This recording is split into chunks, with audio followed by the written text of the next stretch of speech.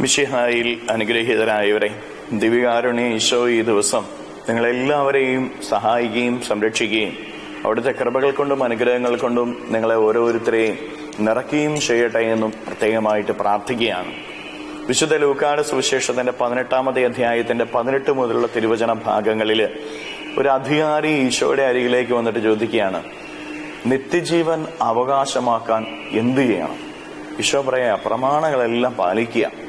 അപ്പോൾ അവൻ പറയുന്നുണ്ട്, ഞാൻ അതെല്ലാം കൃത്യമായിട്ട് പാലിക്കുന്നുണ്ട്. അപ്പോൾ ഈശോ അവനോട് പറയുന്നുണ്ട്, നിനക്കൊരു കുറവുണ്ട്. നീ നിനക്കുള്ളതെല്ലാം വിറ്റ് ദരിദ്രർക്ക് ദാനം നൽകുക. അപ്പം വിഷമത്തോടെ തിരിച്ചുപോയി എന്നാണ് തിരുവചനത്തിൽ പറയുക. കാരണം അവന് ധാരാളം സമ്പത്തുണ്ടായിരുന്നു.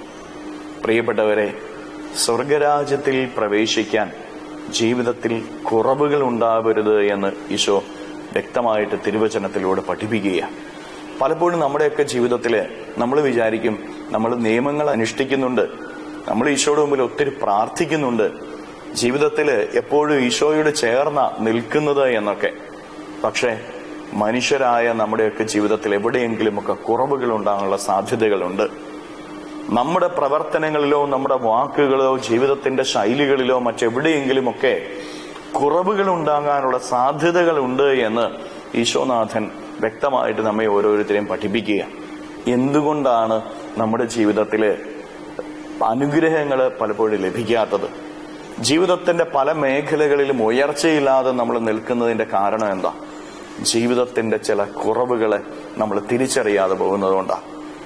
നമ്മള് പലപ്പോഴും ഈശോയുടെ അടുത്ത ജീവിക്കുന്നതെന്ന് കണ്ട് കുറവുകളിലേക്ക് നമ്മൾ അധികം ആരും നോക്കാറില്ല.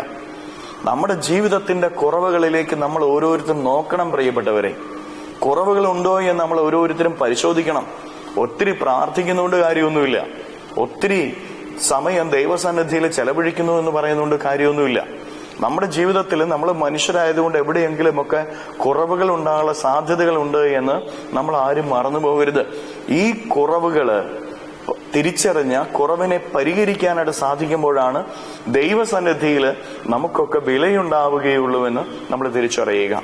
പ്രിയപ്പെട്ടവരെ, നമ്മുടെ ജീവിതത്തിൽ ഒത്തിരി പ്രാർത്ഥിച്ചുകൊണ്ട് നമ്മൾ നടക്കും, പക്ഷെ ജീവിതത്തിൽ ചെയ്യേണ്ട നന്മ ചെയ്യുന്നില്ലെങ്കിലോ? ജീവിതത്തിൽ ഒത്തിരി നന്മ ചെയ്യുന്നുണ്ട്, പക്ഷെ പ്രാർത്ഥനയില്ലെങ്കിലോ, വിശ്വാസമില്ലെങ്കിലോ? അതുകൊണ്ട് പ്രിയപ്പെട്ടവരെ, പലപ്പോഴും നമ്മുടെ ജീവിതത്തിൽ നമ്മൾ അറിയാതെ തന്നെ പല മേഖലകളിലും കുറവുകൾ ഉണ്ടാകാനുള്ള സാധ്യതകൾ ഉണ്ട്. തിരുവചനത്തിലൂടെ ഈശോ പറയുകയാണ്, നിന്റെ ജീവിതത്തിന്റെ കുറവിനെ നീ മാറ്റണമെന്ന്. ഈ നോമ്പ് കാലഘട്ടം അതിനുവേണ്ടിയുള്ള കാലഘട്ടം, കുറവുകളെ തിരിച്ചറിയാനും കുറവുകളെ മാറ്റാനുമുള്ള കാലഘട്ടം.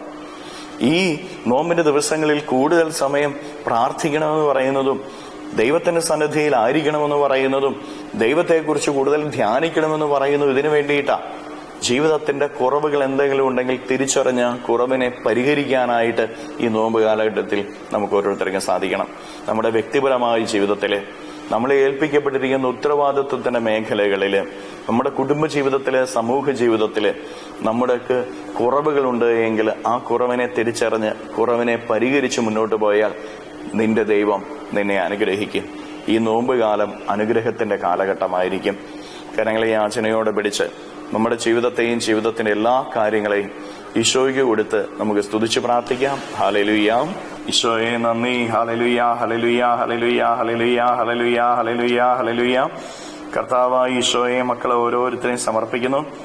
ഓരോരുത്തരെയും അനുഗ്രഹിക്കുകയും ആശീർവദിക്കുകയും ചെയ്യണമേ. ഇവരുടെ ജീവിതങ്ങളിലേക്ക്, ഇവരുടെ അധ്വാനങ്ങളിലേക്ക്, ഇവരുടെ നൊമ്പരങ്ങളിലേക്ക്, വേദനകളിലേക്ക്, കുറവുകളിലേക്ക് അങ്ങ് ഇറങ്ങിച്ചെല്ല. ഇവരെ ഓരോരുത്തരെയും സഹായിക്കുകയും സംരക്ഷിക്കുകയും ചെയ്യണമേ. ഈശോയെ, ഈ ദിവസത്തെ ഇവരുടെ അധ്വാനങ്ങളെ, ഇവരുടെ കുടുംബത്തെ, കുടുംബാംഗങ്ങളെല്ലാം അനുഗ്രഹിക്കണമേ, ആശീർവദിക്കണമേ.